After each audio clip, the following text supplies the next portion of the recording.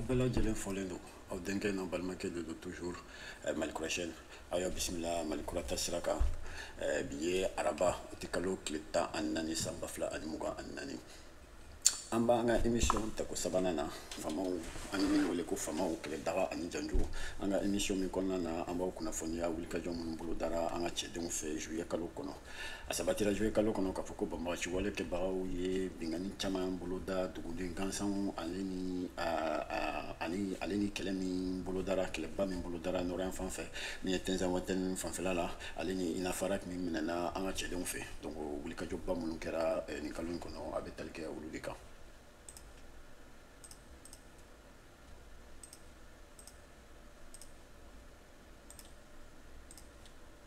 Juillet kalo tile fɔlɔ san ba fila ani mugan ani naani bamaci wale kɛbagaw ye jigibɔnbɔ dugu attaqué jigibɔnbɔ ale bɛ nin secteur la ale ni bajangara de ka surun a bɛ bajangara mara kɔnɔ faamaw ka détachement dɔ nana renfort la dugujukɔrɔ mugu jugu dɔw y'u senna sumaya sira la tenguru fanfɛla la tenguru ni jigibɔnbɔ ni ɲɔgɔn cɛ donc u binna mugujugu dɔ dugujukɔrɔ mugu dɔ pɛrɛnna donc o bɔli n'a fɛn ninnu y'u senna sumaya yan'u ka se jigibɔnbɔ a attaque senfɛ maa mugan ani kelen de nin tora la civil la ale ni maa damadaw fɛnɛ tununna. Juillet kalo tile fila san ba fila mugan ani naani jatigɛ wale kɛbagaw ye tir de harcèlement kɛ tilibi waje kan tilibi waje ale bɛ nin secteur la ale ni kɛmasina de ka surun a bɛ interfleuve zone kɔnɔna na donc bamaci wale kɛbagaw ye tir de harcèlement kɛ a dugu kɔnɔna na a attaque senfɛ maa kelen tununna ani u ye baganw dɔw fɛnɛ suɲɛ a dugu kɔnɔ. O don kelen fana na jatigɛ wale kɛbagaw ye Sogotum village attaqué Sogotum ale bɛ Bajangara mara kɔnɔ Bankasi mara kɔnɔ donc ale ni Bajangara fanfɛla la Bankasi filɛ ni Bajangara fɛ a bɛ ninnu fila ni ɲɔgɔn cɛ donc u y'o village attaqué ala barika la machine ma to attaqué sanfɛ. Juillet kalo tile saba a n'a tile naani jatigɛ wale kɛbagaw ye Zanbala dugu attaqué Zanbala ale bɛ Sayi dugu fanfɛ ale ni Sayi de ka surun donc u ye Zanbala dugu attaqué ale ni Karge ale ni u ye Karge fɛnɛ attaqué ale ni Urunego olu ni Kɔna de ka surun donc juillet kalo tile saba a n'a tile naani u ye Zanbala dugu attaqué ale ni Karge ani Urunego. Juillet kalo tile saba toujours jini mɔgɔw ye cɛ dɔ minɛ jijini kɔ la bagan sugu la bagan feere sugu la donc u ye cɛ dɔ minɛ ka taa n'a ye o kɛra juillet kalo tile saba. Juillet kalo tile naani san ba fila ani mugan banbagaciw ye mugujugu caman fili ka ɲɛsin Gundam kan kama kanden bɛ Gundam kɔnɔ u ye mugujugu caman fili ka ɲɛsin o kama ala barika la machine ma bɔnɛ a attaque senfɛ. Juillet kalo tile naani toujours an ka cɛdenw bɛ bafo kan kɔnɔ donc u ye jamana lakodɔnbali dɔ ka drone jigin k'o to bafo kan kɔnɔ fleuve Niger côté gauche yan fan fɛ i n'a fɔ yan yɔrɔ ninnu na donc bafo kan kɔnɔ marakala ninnu fan fɛ donc u ye drone dɔ jigin yen nɔ minnu ye jamana lakodɔnbali dɔ ta ye. Juillet kalo tile wolonfila jatigɛ wale kɛbagaw ye bagan dɔw suɲɛ Kationa dugu kɔnɔ Kɛmasina masurunan na donc Kationa ale bɛ yan Kationa Kɛmasina ale b'a o fanfɛla ninnu na i n'a fɔ yan yɔrɔ ninnu na bon a bɛ Kɛmasina zone ninnu de kɔnɔ a Kɛmasina filɛ nin niveau la Kationa ale bɛ yan. Juillet kalo tile wolonfila toujours marifajɛkulu dɔ ye T-City checkpoint attaqué machine ma to a attaqué senfɛ. Juillet kalo tile kɔnɔntɔn marifajɛkulu dɔ ye jan dilan an ka cɛdenw ɲɛma k'u to patrouille la Tinɛ Sako Lamini na donc Tinɛ Sako Lamini na k'u to patrouille la nin secteur kɔnɔna na u ye jan bila u ɲɛ donc u y'an ka cɛdenw attaqué o yɔrɔ in na. Juillet kalo tile tan jatigɛ wale kɛbagaw ka bɔ moto mugan ɲɔgɔn sanfɛ ka bɔ Sokura yan u ye tir de harcèlement caman ɲɛsin Damijɛ dugu la Kɛmasina zone kɔnɔ toujours donc u taara ni bagangɛnna kelen ani bagan damadɔw u ye bagan damadɔw fana suɲɛ. Juillet kalo tile tan ani saba jatigɛ wale kɛbagaw ye cɛ dɔ n'a den fila faga k'u to baara la u ka foro kɔnɔ Kama ale bɛ nin secteur kɔnɔna na. O don kelen fana na an ka cɛdenw ni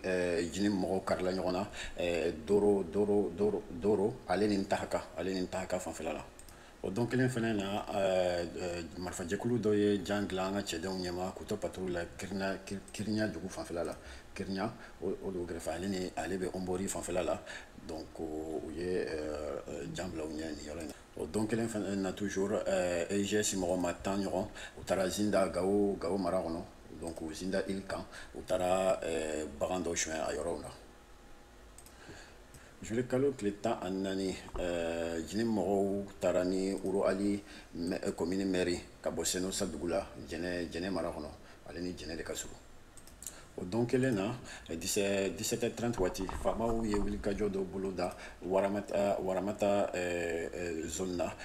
min bɛ wele ko reconnaissance offensive. Waramata ale bɛ yɔrɔso cercle kɔnɔ. O wulikajɔ wolola ni terroriste jɛkulu ka daga dɔ cili minɛn caman sɔrɔla u bolo a yɔrɔ la i n'a fɔ radio taliki ale ni telefɔniw ani sɔrɔdasi samara rangers ninnu ale ni taliki chargeur ani marifakisɛ 762 mm ninnu ale ni fura ani balo caman. Juillet kalo tile 17 faamaw ye wulikajɔ dɔ boloda an bɛ min wele ko reconnaissance offensive Dawona fanfɛla ale ni ɲɔnɔ man jan kosɛbɛ kilomètre 45 bɔɲɔgɔn de b'a ani ɲɔnɔ ni ɲɔgɔn cɛ. O ɲɔnɔ filɛ nin secteur la ale kilomètre 45 de b'u ni ɲɔgɔn cɛ. Jatigɛwale kɛbagaw caman fagara a senfɛ moto 5 minɛna ale ni taliki walikite YT ani radio chargeur 2 téléphone portable ale ni PM3 n'a chargeur 6 ale ni PKM chargeur 2 fɛnɛ minɛna u la. Juillet kalo tile 18 terroriste jɛkulu ye maa 3 faga Nbɛla dugu kɔnɔ Sayi zone fanfɛla la ale ni Fana fɛnɛ man jan kosɛbɛ. Fana filɛ nin yɔrɔ in na Nbɛla filɛ nin yɔrɔ in na. O don kelen na 3h30 waati an ka poste de sécurité min bɛ Sandare fan fɛ an ka cɛden ye attaque dɔ lasegin ni fanga marifajɛkulu la kodɔnbali mɔgɔw dɔw fɛ kutomoto 20 bɔɲɔgɔn ɲɔgɔn sanfɛ Supara 2 la machine ma to attaque la an ka minɛn caman tiɲɛna gendarmerie kɔnɔ ale ni faamaw ka mobili 2 fɛnɛ tiɲɛna. Renfort bɔra Jɛma ka na u nana bali jugu la u bolitɔla la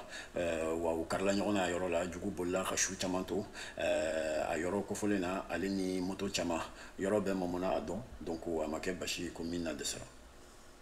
Juillet kalo tile 19 san 2024 an ka dosow ni banbagaciwalew kɛbagaw karila ɲɔgɔn na a terroriste jɛkulu ninnu kun ye sɛnɛkɛlaw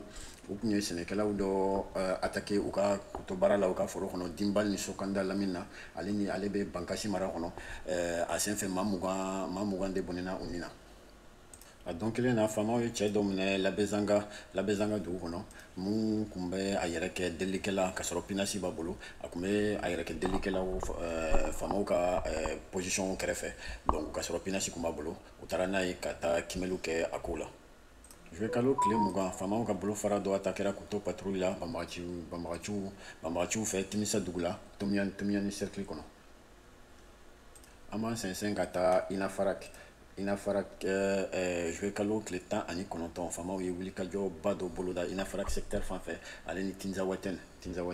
ale bɛ nin yɔrɔ la Algérie frontière la donc u ye Inafarak contrôle ta ka sɔrɔ kɛlɛba ma kɛ yen nɔ. O kɔfɛ Juillet kalo tile 22 u y'u ɲɛsin ka taa Tinzawatène u tɛmɛtɔ u ye Bugesa minɛ o kɔfɛ détachement dɔ bilala ka taa patrouille kɛ Tinzawatène fan fɛ. Tinzawatène ale bɛ yan o ye Tinzawatène Mali ale ɲɛsinnen bɛ Tinzawatène Algérie ma donc o la Juillet kalo tile 25 faamaw ye ni terroriste karila ɲɔgɔn na a yɔrɔ la an ka cɛdenw sera k'u repousser ani ka su caman bɔ u la terroriste 20 bɔɲɔgɔn de sara a la ale ni minɛn caman détruira ani ka mobili caman fɛnɛ détruira. A dugujɛ Juillet kalo tile 26 fiɲɛba wulila a zone na o senfɛ terroriste jɛkulu sera k'u labɛn ani u ye wele bila u ɲɔgɔnna caman na ka bɔ an dafɛ jamana ninnu dɔw la ale ni Ukrainien ni nazara mercenaires caman kun bɛ k'u appuyer ni kunnafoni ale ni Guinéen ni G6 mɔgɔ o caman donc o senfɛ u sera k'an ka cɛdenw lakori ani véhicule kamikaze ka a ɲɛsin u ma o bɛɛ la kɛlɛba kɛra a yɔrɔ la nka o ma se k'an ka maa caman bali ka sa an ka cɛdenw na ani an dɛmɛbagaw la ale ni minɛn caman fɛnɛ tiɲɛna a don la. O don kelen na an ka pankuru dɔ fɛnɛ ye panne technique dɔ sɔrɔ o obligera ka jigin ka taa jigin Kidal kuruba langolo dɔ kɔnɔ donc machine ma sa duguma mɔgɔw la ale ni pankuru mɔgɔw fɛnɛ machine ma sa a la sɛgɛsɛgɛliw bɛ sen na ka se ka dɔn mun de appareil yɛrɛ sɔrɔ quoi. Donc o bɛɛ kɛlen kɔfɛ AES dugu fɛnɛ donna kɛlɛ la donc u ye Charles Liptako groupement sigi sen 6nan activé min b'a yira k'a fɔ ko ni bin kɛra AES dugu kelen na wajibi don AES dugu tɔw ka na dɛmɛ don a dugu la o hukumu kɔnɔna na Burkina ye dɛmɛ don n'u ka drone ani an yɛrɛ ka pankuru n'an ka drone caman ye wulikajɔ kɛ a zone a secteur ninnu bɛɛ kɔnɔna na o don ni bi cɛ an bɛ utikalo tile 14 de la bi frappe minnu kɛra Tinzawatɛ n'a Lamini na a bɛ 30 ɲɔgɔn bɔ wa terroriste camanba de fagara a zone kɔnɔ wa frappe bɛ senna hali bi voilà donc nin de bɛ dan sigi an ka bi émission na an bɛ tasibila kɛ ka ɲɛsin an ka cɛdenw minnu sara nin kalo kɛlɛ la ani civil minnu bɔnɛna u ni na nin kɛlɛ kɔnɔ banbagaciw fɛ an bɛ dugawu dɔn k'u ye k'a fɔ ko ala ka hinɛ u la k'u dayɔrɔ sumaya aw kana ɲinɛ ka abonné ani ka commentaire bila ka n ka wolomasiri tabagaw jɔnkɔrɔma tonto kosɛbɛ aw kan bɛn kalo kura nata la aw salamu aleykum